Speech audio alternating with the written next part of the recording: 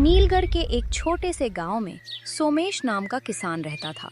खेती के अलावा उसे कोई और काम नहीं आता था। उसी जमीन से उसका घर चलता था और उसी जमीन से उसकी पहचान थी।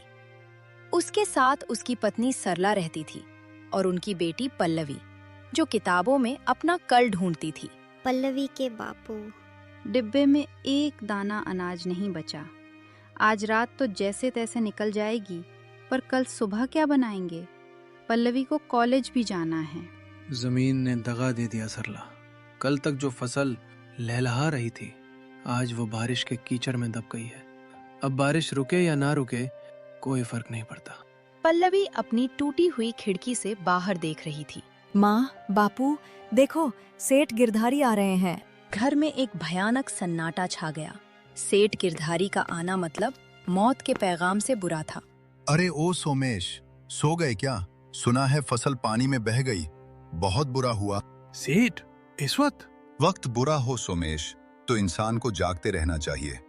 मैं तो बस ये पूछने आया था कि पिछले साल का उधार और इस साल का ब्याज कैसे चुकाओगे? सेठ, कुछ दिन और दे दो। अगली फसल की बातें अपने बच्चों को सुनाना सोमेश। मुझे या तो पैसे चाहिए या वो जमीन जिसके भरोसे तुम अब तक जिंदा हो। सेठ ने पल्लवी की तरफ एक तिरछी नजर डाली और बिना कुछ कहे चला गया। अगले दिन सुबह सूरज निकला, लेकिन घर में उजाला नहीं था। तभी पल्लवी की मौसी शारदा अपनी बड़ी सी गाड़ी लेकर घर के सामने रुकी। वो शहर में रहती थीं और अपनी अमीरी का प्रदर्शन करना उनका शौक था। अरे सरला, ये क्या हालत बना रखी है घर की? और ये पल्लवी अभी तक कॉलेज के पीछे भाग रही है? दीदी, वो पढ़ना चाहती है, उसका सपना है। सपना? सरला, हम जैसे लोगों की किस्मत में सपने नहीं, सिर्फ रोटियां बेलना लिखा होता है। मेरा बेटा देखो, शहर की बड़ी कंपनी में साहब है, और यहाँ पल्लवी, कल को सेठ जमीन ले लेगा तो क्या डिग्री खाओगे?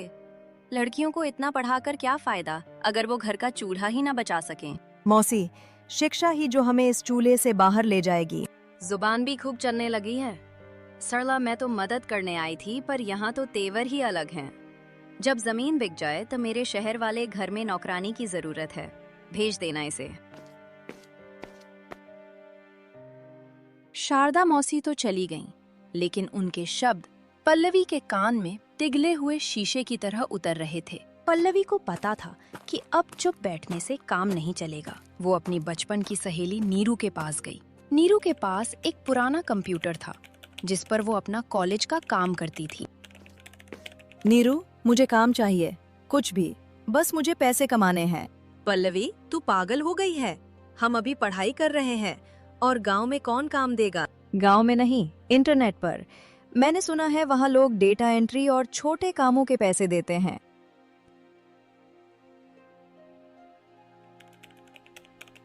नीरू, ये वेबसाइट लोड क्यों नहीं हो रही? क्या हमारा इंटरनेट धीमा है? धीमा नहीं, मरा हुआ है पल्लवी। तू सब्र रख, गांव की हवा है, रुक रुक कर ही चलेगी। दोनों ने मिलकर एक पुरानी वेबसाइट पर लॉगिन किया। पल्लवी ने रात भर जागकर डेटा एंट्री का काम शुरू किया। आंखें सूज जाती थीं, उंगलियों में दर्द होता था, लेकिन उसे सिर्फ अपने बापू की वो खाली जमीन ते याद आते थे। नीरू, आज 7 दिन हो गए, मैंने 500 फाइलें पूरी की हैं। आज पैसे आने चाहिए। देख, ईमेल आया है। पल्लवी और नीरू उत्साह के साथ ईमेल पढ़ते हुए। Your account has been suspended due to quality issues. No payment will be processed. Pallavi और नीरू का चेहरा सफेद पड़ जाता है। नीरू, शायद मौसी सही कह रही थी। शायद मैं कुछ नहीं कर सकती। मैं अपने बापू की जमीन नहीं बचा पाऊंगी। पल्लवी, ये सिर्फ एक वेबसाइट थी, पूरी दुनिया नहीं। हम फिर कोशिश करेंगे। जब पल्लवी घर पहुंची, सेठ गिरधारी फिर से वहां मौजूद था और इस बार उसके हाथ में कुछ कानूनी कागज थे। देखो सोमेश, बहुत प्यार से समझा रहा हूँ। ये लो कागज और यहाँ अंगूठा लगा दो। ब्याज बहुत बढ़ गया है, तुम 7 जन्मों में भी नहीं चुका पाओगे। जमीन मेरे नाम कर दो, मैं तुम्हें 50,000 रुपए नकद भी दूंगा घर चलाने के लिए। सेठ, ये जमीन मेरे पुरखों की है, मैं इसे कैसे दे दूं? तो फिर कल सुबह तक मेरे पूरे 2 लाख रुपए चुका दो, नहीं तो कल दोपहर को मेरा ट्रैक्टर तुम्हारी इस जमीन पर चलेगा। सेठ कागज मेज पर छोड़कर चला गया।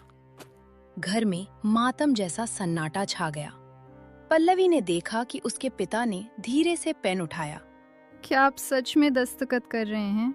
और क्या करूं सरला, अपनी बेटी को भूखा मरते देखूं?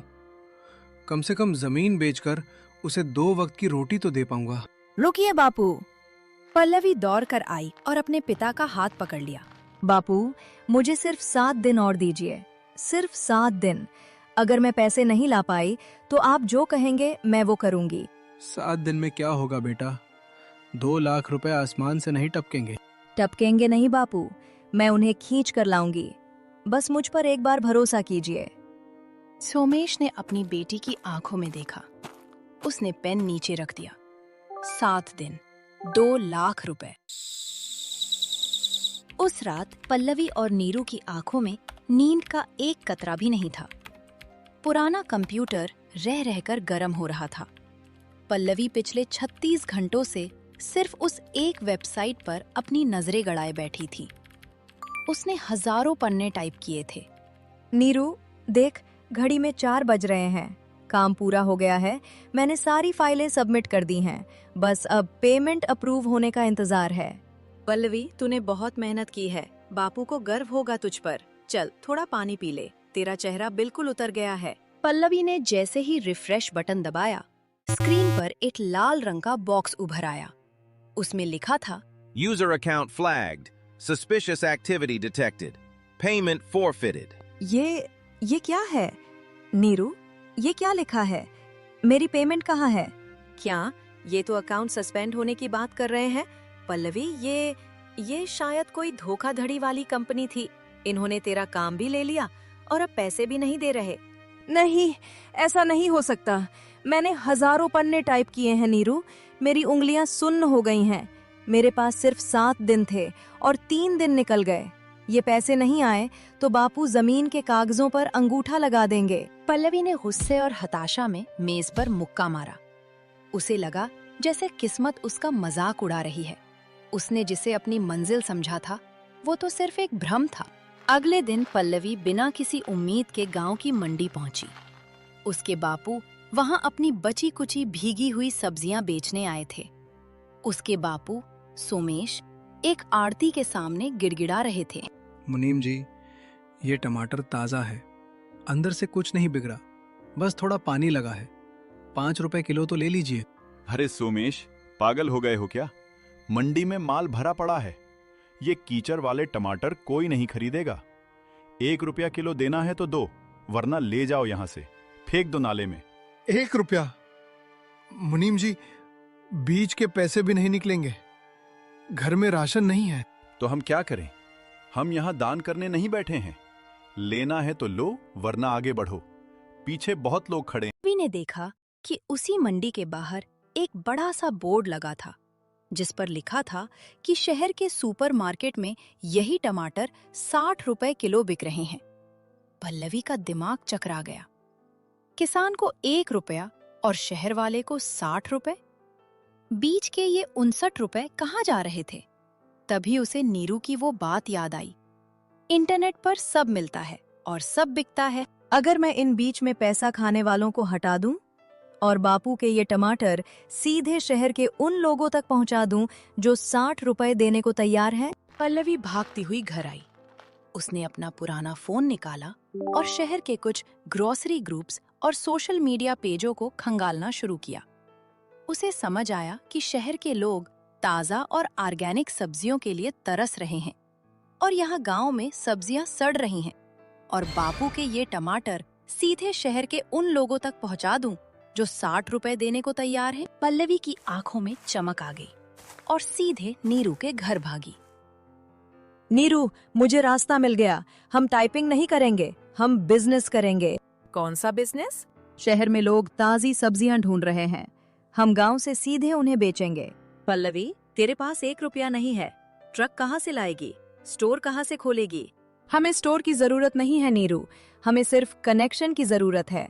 मैं एक डिजिटल सप्लाई चेन बनाऊंगी। मैं शहर के उन फ्लैट्स और सोसाइटियों से ऑर्डर लूंगी जहां लोग क्वालिटी चाहते हैं। हम बापू और गांव के दूसरे किसानों का माल इकट्ठा करेंगे और सीधे वहां पहुंचाएंगे। सुनने में अच्छा लग रहा है पल्लवी, लेकिन इतना आसान होता तो गांव का हर किसान यही करता। पल्लवी ने अपनी पूरी जान लगा दी। उसने शहर के कुछ बड़े व्हाट्सएप ग्रुप्स में अपने खेतों की और ताज़ा सब्जियों की फोटो डाली। उसने अपनी कहानी लिखी, एक किसान की बेटी की कहानी। लोगों को उसकी बात पसंद आई। 2 दिन के अंदर उसे एक बड़ी सोसाइटी से 500 किलो सब्जियों का ऑर्डर मिल गया। बापू, आज सब्जियां मंडी नहीं जाएंगी, आज हम इन्हें शहर भेजेंगे। बेटा, यही क्या नया काम शुरू कर दिया तूने? अगर शहर वालों ने पैसे नहीं दिए तो? अगर माल रास्ते में खराब हो गया तो? बापू, भरोसा रखिए, इससे बुरा और क्या होगा। सेठ तो वैसे भी जमीन छीनने आ ही रहा है, एक बार मुझे कोशिश करने दीजिए। पल्लवी ने गांव के 3-4 किसानों को मनाया। उसने अपनी मौसी से कुछ पैसे उधार मांगे थे, लेकिन उन्होंने साफ मना कर दिया और उल्टा ताना दिया कि चूहे पकड़ने वाली बिल्ली अब शेर का शिकार करेगी। हार मानकर पल्लवी ने अपनी सोने की छोटी सी कान की बालियां गिरवी रखीं और एक छोटा सा टेम्पो किराए पर लिया। भैया, ध्यान से चलना, ये सब्जियां नहीं, मेरी जिंदगी है। शाम 5 बजे तक सोसाइटी पहुंच जाना चाहिए। चिंता मत करो बहन, 5 बजे से पहले पहुंचा दूंगा। टेम्पो निकल गया। पल्लवी और नीरू मोबाइल लेकर बैठी रहीं। 4 बज गए, 5 बज गए, 6 बज गए। टेम्पो नहीं पहुंचा। अचानक आसमान में काले बादल छा गए और वैसी ही भयानक बारिश शुरू हो गई। भैया, कहाँ हो आप? लोग वहाँ इंतजार कर रहे हैं। दीदी, रास्ते में पहाड़ का हिस्सा गिर गया है, रास्ता जाम है, ऊपर से ये बारिश, माल भीग रहा है। मुझे नहीं लगता मैं आज पहुंच पाऊंगा। नहीं भैया, ऐसा मत कहिए, कोशिश कीजिए, किसी और रास्ते से जाइए। कोई रास्ता नहीं है दीदी, गाड़ी कीचड़ में फंस गई है। अब कल सुबह ही कुछ हो पाएगा। सुबह जब रास्ता खुला और टेम्पो शहर पहुंचा, तब तक 15 घंटे बीत चुके थे। गर्मी और उमस की वजह से आधी सब्जियां सड़ चुकी थीं। जब पल्लवी सोसाइटी पहुंची, तो वहां के मैनेजर ने उसे खूब खरी खोटी सुनाई। ये कचरा देने आई हो तुम? हमें ताजा माल चाहिए था। हमारा कॉन्ट्रैक्ट कैंसिल, और जो माल हमने लिया है उसका आधा दाम भी नहीं मिलेगा। ले जाओ ये सड़ा हुआ माल यहाँ से। उस मैनेजर की आवाज पल्लवी के कानों में किसी सायरन की तरह बज रही थी। नीरू, मैं क्या करूं? काका, सुमेर भाई, सब ने अपनी फसल मेरे भरोसे छोड़ी थी। मैं उनसे नजर कैसे मिलाऊंगी? नजर झुकाकर तो बिल्कुल नहीं। तूने चोरी नहीं की है पल्लवी, कोशिश की है। गांव के चबूतरे पर दोनों पहुंची। पल्लवी ने सबको बताया कि देर और बारिश की वजह से टमाटर खराब हो गए हैं। किसी का चेहरा सख्त था, कोई गुस्से में था और कुछ किसान चुपचाप सब समझकर माफ कर चुके थे। जब पल्लवी खाली हाथ घर लौटी, तो शारदा मौसी पहले से ही वहां बैठी थी। उनके हाथ में सेठ के वो जमीन वाले कागज थे। देख लिया सरला, तुम्हारी बेटी ने शहर जाकर क्या नाम कमाया, बालियां भी गवा दी और अब जमीन भी जा रही है। सोमेश, मैंने सेब से बात कर ली है, वो जमीन के कागज मुझे दे देगा। तुम लोग मेरे शहर वाले घर के पिछवाड़े में बने कमरे में रह लेना, कम से कम भूखे तो नहीं मरोगे। शायद यही किस्मत है। पल्लवी बेटा, तूने कोशिश की, पर शायद हम गरीबों के नसीब में जीत लिखी ही नहीं है। नहीं बापू, अभी 24 घंटे बाकी हैं। सेठ गिरधारी कल दोपहर को आएगा। अब क्या करेगी, भीख मांगेगी? नहीं मौसी, मैं वो करूंगी जो आप कभी नहीं कर सकती। मैं फिर से कोशिश करूंगी। पल्लवी कमरे के अंदर गई। उसका फोन बज रहा था। एक अनजान नंबर था। हेलो हेलो, क्या आप वही पल्लवी हैं जिसने ग्रुप में फोटो डाली थी? मुझे कल के हादसे के बारे में पता चला। मेरा एक बड़ा रेस्टोरेंट चेन है। मुझे कल सुबह 1000 किलो ताज़ा सब्जियों की ज़रूरत है।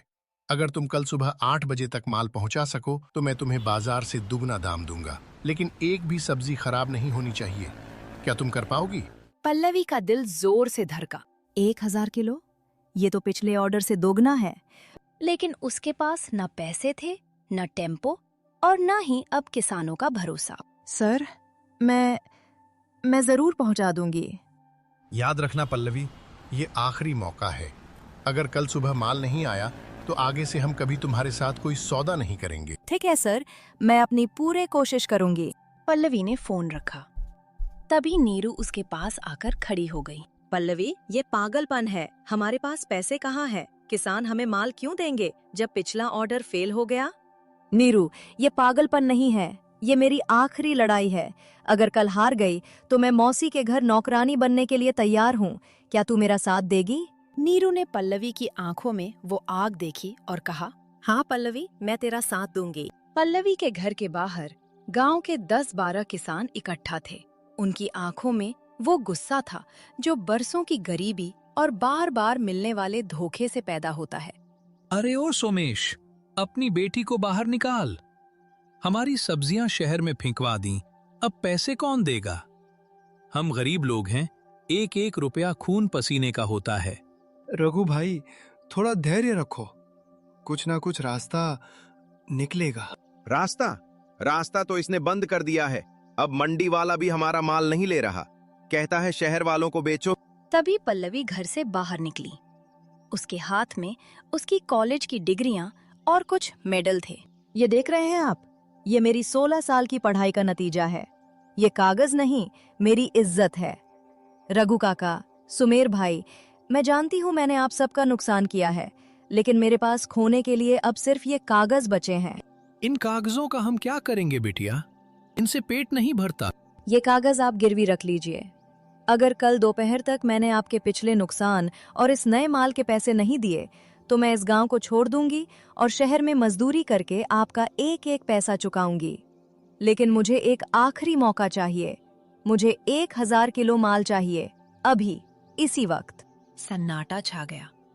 किसान एक दूसरे का मुंह देखने लगे। जा बिटिया, आखिरी बार तुझ पर नहीं, तेरी हिम्मत पर दांव लगा रहे हैं। ले जाओ हमारा माल, लेकिन याद रखना, ये सिर्फ सब्जियां नहीं, हमारे बच्चों की रोटियां हैं। रात के 2 बज रहे थे। पल्लवी, नीरू और सोमेश मिलकर सब्जियों की छटाई कर रहे थे। पल्लवी ने इस बार कोई जोखिम नहीं लिया। उसने एक पुराने जानकार का बड़ा ट्रक किराए पर लिया था, जिसके पैसे नीरू ने अपनी माँ के गहने छुपकर गिरवी रख कर दिए थे। पल्लवी, अगर इस बार भी रास्ता बंद मिला तो? रास्ता बंद मिला तो मैं पैदल माल ढोकर ले जाऊंगी नीरू, लेकिन आज हारना मेरे नसीब में नहीं है। सुबह के 5 बज चुके थे। पल्लवी खुद ट्रक के कैबिन में ड्राइवर के बगल में बैठी। ट्रक शहर की सीमा पर पहुंचा ही था कि पुलिस का नाका मिल गया। ओए ट्रक रोक, कहाँ जा रहे हो इतना माल लेकर? कागज दिखाओ। सर, ये ताज़ा सब्जियां हैं। 8 बजे तक रेस्टोरेंट पहुंचानी है। अगर देरी हुई तो सब खराब हो जाएगा। कागज चेक होंगे, एंट्री होगी, 2 घंटे लगेंगे। किनारे लगाओ गाड़ी। पल्लवी के पास 2 घंटे नहीं थे। उसने घड़ी देखी, 7:15 बज रहे थे। सर, आप अपनी ड्यूटी कर रहे हैं, मैं अपनी। अगर किसान की बेटी आज अपने बापू की जमीन नहीं बचा पाई तो कल कोई किसान अपनी बेटी को नहीं पढ़ाएगा। आप मुझे रोक सकते हैं, लेकिन इस ट्रक को नहीं। पल्लवी की हिम्मत देखकर अधिकारी का दिल पसीज गया। उसने ट्रक को इशारा किया। जाओ बिटिया, भाग ले अपनी मंजिल की तरफ। उधर गांव में दोपहर के 12 बज चुके थे। सेठ गिरधारी अपने गुंडों के साथ सोमेश के घर के सामने खड़ा था। गांव के लोग तमाशा देखने इकट्ठा थे। शारदा मौसी भी अपनी बड़ी गाड़ी में बैठी मुस्कुरा रही थी। क्यों सोमेश, 12 बज गए, तुम्हारी बिटिया का कोई अता पता नहीं है। लाओ, अंगूठा लगाओ और ये घर जमीन मेरे नाम करो। 50,000 रुपए नकद दूंगा, ऐश करना शहर में। सेठ, बस आधा घंटा और, उसने कहा था वो आएगी।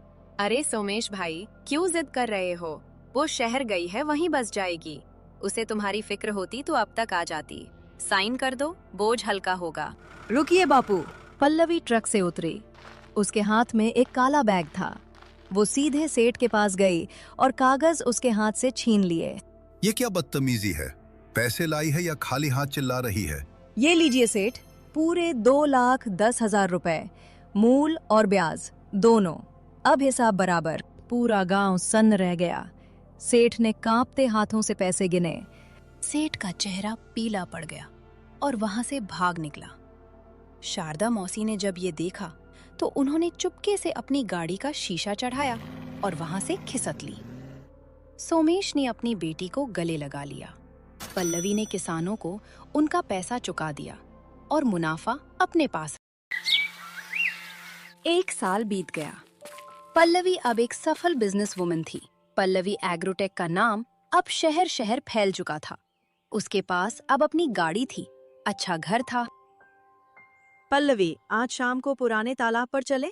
याद है हम वहाँ बैठकर सपने देखते थे? नीरू, मेरे पास फालतू वक्त नहीं है। दुबई के क्लाइंट के साथ मीटिंग है।